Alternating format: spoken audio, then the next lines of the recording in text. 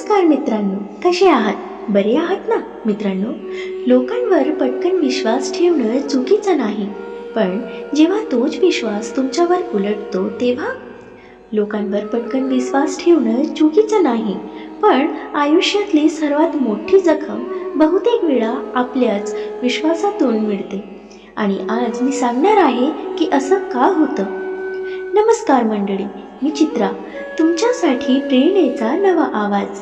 आणि तुम्हा सर्वांचे स्वागत आहे चित्राज व्हॉइस मराठीवर. इथे प्रत्येक शब्द तुम्हाला देईल नवा आत्मविश्वास, नवी ऊर्जा आणि यशाची प्रेरणा.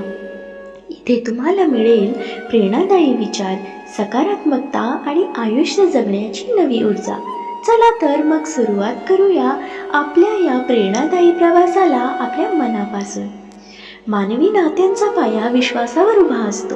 विश्वास नसला की कोणताही नातं टिकत नाही, पण विश्वास ठेवण्याची योग्य वेळ आणि योग्य माणूस ओळखणे हे तितकंच महत्त्वाचं आहे.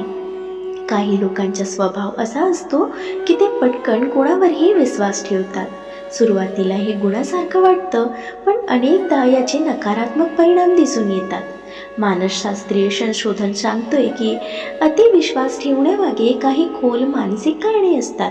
लोक पटकन विश्वास का ठेवतात? नंबर 1, स्वतःच्या स्वभाव प्रमाणित असणे. माणूस जे लोक स्वतः प्रमाणेच असतात ते इतरांनाही तसंच समजतात. मानसशास्त्र याला प्रोजेक्शन म्हणतात. आपण जसे आहोत तसे इतर असतील असा आपला समज असतो. नंबर 2, जोडले जाण्याची तीव्र गरज. संशोधनानुसार ज्यांना एकटेपणा जास्त जाणवतो ते लवकर जुळवून घेतात आणि पटकन विश्वास ठेवतात.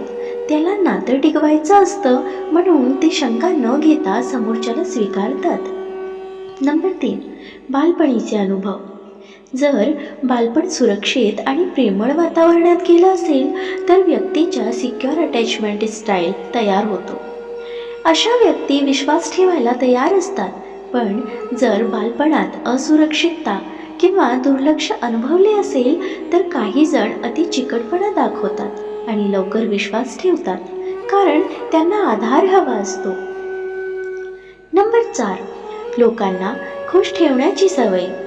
जे लोक सतत इतरांना खुश ठेवण्याचा प्रयत्न करतात ते समोरच्याच्या बोलण्यावर सहज विश्वास ठेवतात. त्यांना नाही म्हणणं अवघड जातं. एक उदाहरण आहे का? स्मिता नावाची एक तरुणी नवीन ऑफिसमध्ये कामाला लागते. तिची ओळख तिथे रोहनशी होते. रोहन खूप गोड बोलतो, मदत करतो आणि तिची काळजी घेतो. काही दिवसातच स्मिता त्याच्यावर पूर्ण विश्वास ठेवते. रोहन तिच्याकडून पूर्ण विश्वास ठेवते.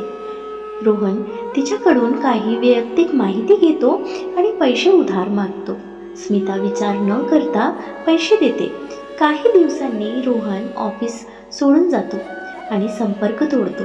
या घटनेनंतर स्मिताला स्वतःवर राग येतो, अपराधीपणा वाटतो आणि पुढे कोणावरही विश्वास ठेवायला भीती वाटते.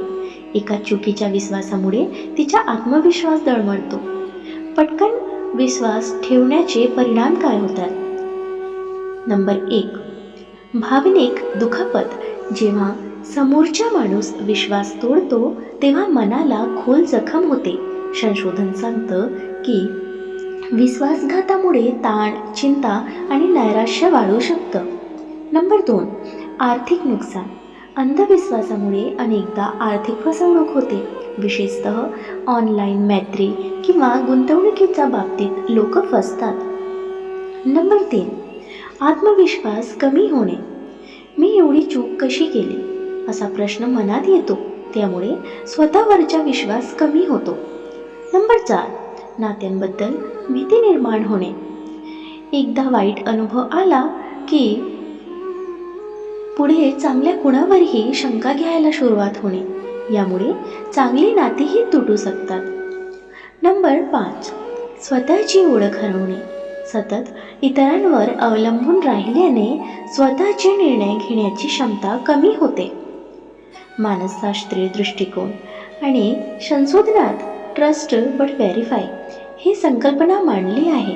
म्हणजे विश्वास ठेवा पण पडताळणीही करा. निरोगी विश्वास म्हणजे अंधविश्वास नव्हे. निरोगी नात्यांमध्ये मर्यादा असतात, स्पष्ट संवाद असतो आणि वेळोवेळी समोरच्याच्या कृतीवर लक्ष दिलं जातं. कॅग्निटिव्ह बियासमुळे आपण काही संकेत दुर्लक्षित करतो. उदाहरणार्थ, एखादी व्यक्ती सुरुवातीला खूप चांगली वागते तर आपण तिच्या छोट्या चुका किंवा विसंगतीकडे दुर्लक्ष करतो. याला हॅलो इफेक्ट म्हणतात. एका चांगल्या गुणामुळे आपण पूर्ण व्यक्तिमत्व चांगले समजतो. आता जर आपली फसवणूक झाली तर आपल्याला काय करायला हवं? नंबर 1, वेळ द्या. विश्वास हा हळूहळू निर्माण होतो. काही दिवसांच्या ओळखीत पूर्ण विश्वास ठेवू नका. नंबर 2, मर्यादा ठेवा. वैयक्तिक माहिती, पैसे किंवा महत्त्वाचे निर्णय लगेच शेअर करू नका. नंबर 3, कृती आणि शब्द जोडतात का पहा. फक्त गोड बोलणं पुरेसं असतं, कृती सातत्यपूर्ण आहेत का ते बघा. नंबर 4, आपल्या आवाजाकडे लक्ष द्या. काहीतरी चुकीचं वाटत असेल तर त्याच्याकडे दुर्लक्ष करू नका. नंबर 5, स्वतःवर काम करा. स्वतःचा आत्मसन्मान आणि आत्मविश्वास वाढवला तर अतिविश्वास ठेवण्याची गरज कमी होते. शेवटचा विचार, विश्वास हा नात्यांसाठी आवश्यक आहे, पण तो विचारपूर्वक असावा. पटकन विश्वास ठेवणं हे चांगुलपणाचं लक्षण असू शकतं, पण अंधविश्वास धोकादायक ठरू शकतो. संतुलन साधणं महत्त्वाचं आहे. योग्य व्यक्ती ओळखण्यासाठी वेळ, निरीक्षण आणि स्वतःवरचा विश्वास या 3 गोष्टी आवश्यक आहेत. विश्वास ठेवा पण शहाणपणाने, तेव्हाच नाती सुरक्षित आणि मजबूत राहतात. मित्रांनो, दररोज सकारात्मक विचारांसह आपण भेटत असतो. तुमचे जीवनही असेच सकारात्मक विचारांनी भरून जाओ. तुमच्या मनातील सर्व चांगली इच्छा आकांक्षा पूर्ण होत तुम्हाला सुख समृद्धी लाभो ही ईश्वराच्या चरणी प्रार्थना. मित्रांनो, तुम्हाला हा व्हिडिओ कसा वाटला कमेंट करून नक्की सांगा. व्हिडिओ आवडल्यास लाईक शेअर करायला विसरू नका आणि अशी छान छान कथा आणि सुविचारासाठी चॅनलला सबस्क्राईब नक्की करा. भेटूया पुन्हा एका नवीन व्हिडिओमध्ये. तवर स्वस्थ रहा, मस्त रहा, आनंदित रहा. धन्यवाद.